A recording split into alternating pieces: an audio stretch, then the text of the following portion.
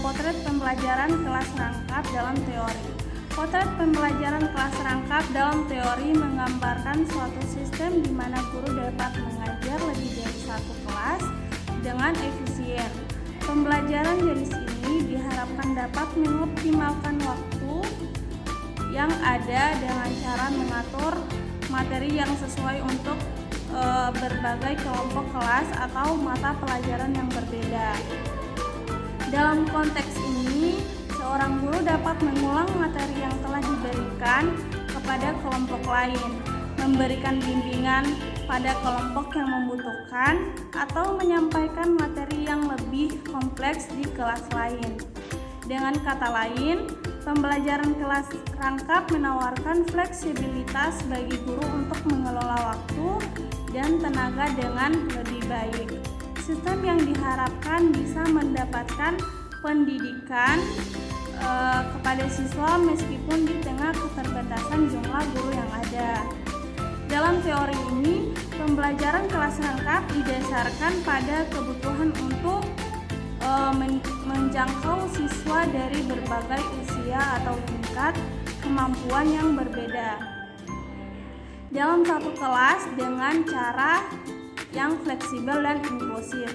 Dalam konteks ini, guru dihadapkan pada tantangan untuk merancang dan mengelola pembelajaran yang mampu memenuhi kebutuhan individual setiap siswa, baik yang berada pada tingkat awal maupun lanjut.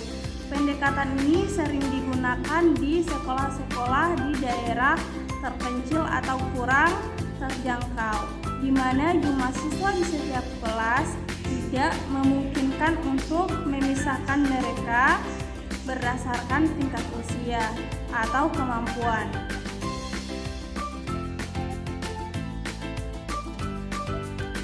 Yang kedua yaitu kondisi lapangan dalam implementasi pembelajaran kelas rangkap.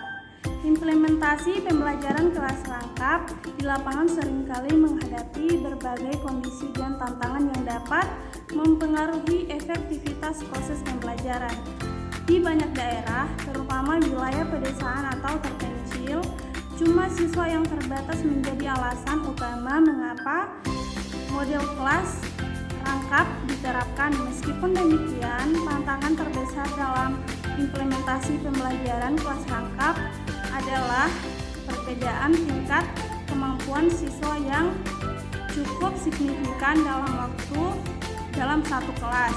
Hal ini menuntut guru untuk memiliki keterampilan pengelolaan kelas yang baik sehingga dapat memberikan perhatian yang memadai kepada seluruh siswa dengan kebutuhan belajar yang beragam. Selain itu, keterbatasan fasilitas seperti ruang kelas yang sempit, kekurangan alat bantu mengajar, dan terbatasnya sumber daya pembelajaran seringkali menjadi hambatan dalam mengoptimalkan metode pengajaran yang efektif. Dalam prakteknya, guru harus merancang pembelajaran yang bersifat fleksibel dengan memanfaatkan strategi pengajar yang beragam, seperti pembelajaran berbasis proyek atau diskusi kelompok yang memungkinkan siswa untuk berbagai tingkat untuk berinteraksi dan saling membantu. Namun, guru sering menghadapi kesulitan dalam mengelola waktu dengan efisien karena mereka harus menangani beberapa kelompok dengan tingkat kesulitan materi yang berbeda-beda.